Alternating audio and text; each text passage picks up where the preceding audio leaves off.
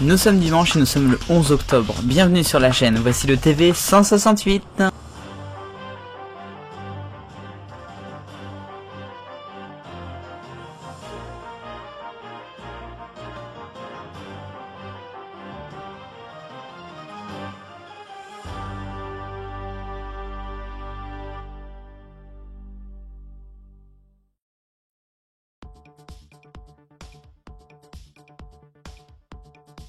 Et à la une du TV 168, on va parler de Mediapro.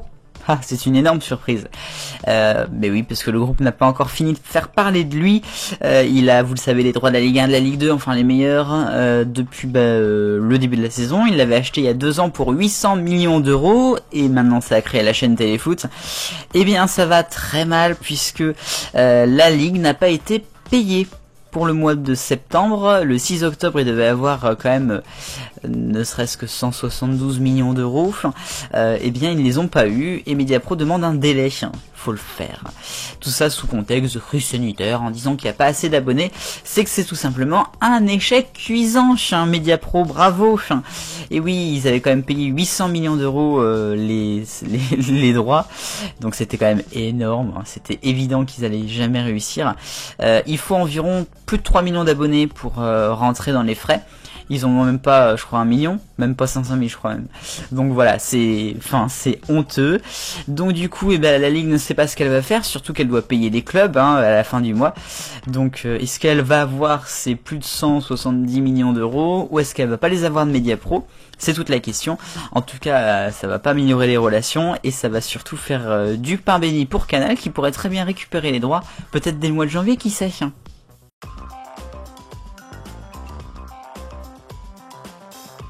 Le rayon actu avec toutes les infos de la semaine, et on commence avec France 2 et Fort Boyard.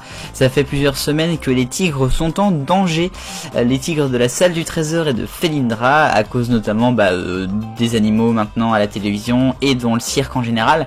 On parle d'Hugo Clément, qui a d'ailleurs pétitionné là-dessus.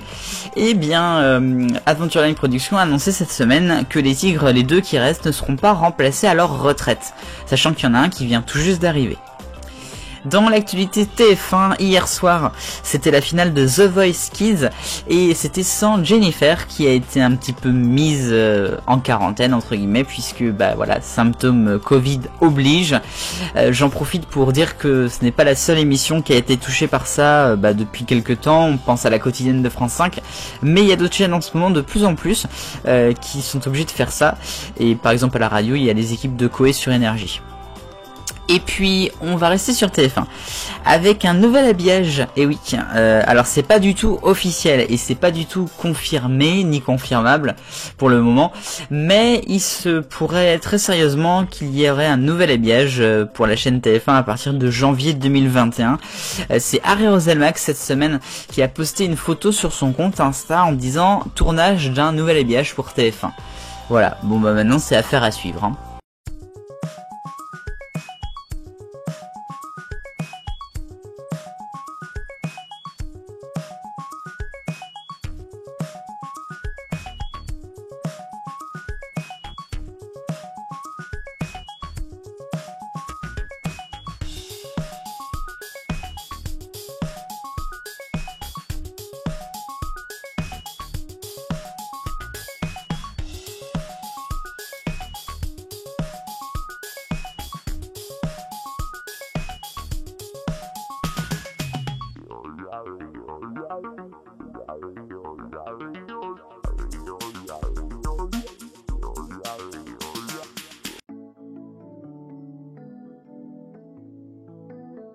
L'Eurovision Junior, et ça y est, on connaît la candidate française, et sans grande surprise, c'est Valentina, qui fait partie du groupe des Kids United Nouvelle Génération, qui va participer pour la France le 29 novembre prochain à 17h sur France 2. Alors ça sera un peu différent, puisqu'ils n'iront pas en Pologne cette année, il y aura juste les animateurs et la gagnante de l'année dernière là-bas. Il y aura Valentina dans un studio à France Télévisions, à Paris, qui interprétera une chanson qui sera dévoilée d'ailleurs vendredi prochain, puis on verra qui va gagner. Il y aura vraiment des chants par contre.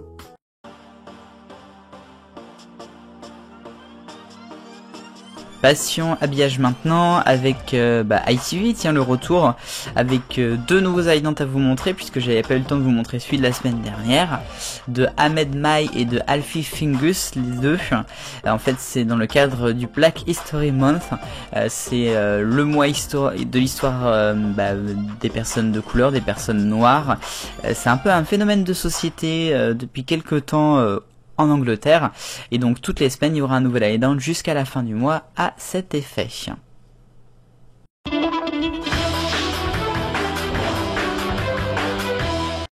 Allez, mon point, et on va parler C8 et de Cyril Hanouna. Ça faisait un petit bout de temps et je suis pas très content puisque c'est n'importe quoi, hein. Bon, faut dire qu'il plonge un peu depuis le début de la rentrée là.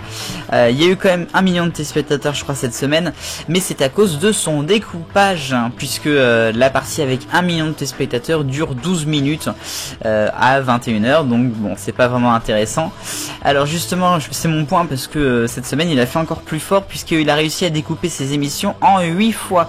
Il y avait 3 émissions jeudi soir, 3 parties pour apprendre ou à laisser, 3 parties pour apprendre ou à laisser, mais vous imaginez, 2 parties pour touche pas mon poste et 3 parties pour balance ton poste qui était en prime time ensuite mais qui a commencé à 21h26, hein.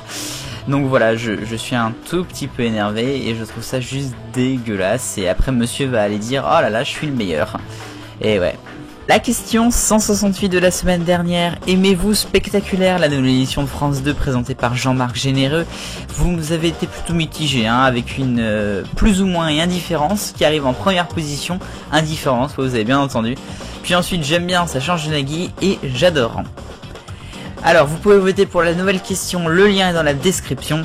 Des programmations des primes de France 3 cette semaine à cause du tennis, bon choix ou pas? Ça a été quand même jusqu'à 1h30 du matin, hein. Allez, vous pouvez voter.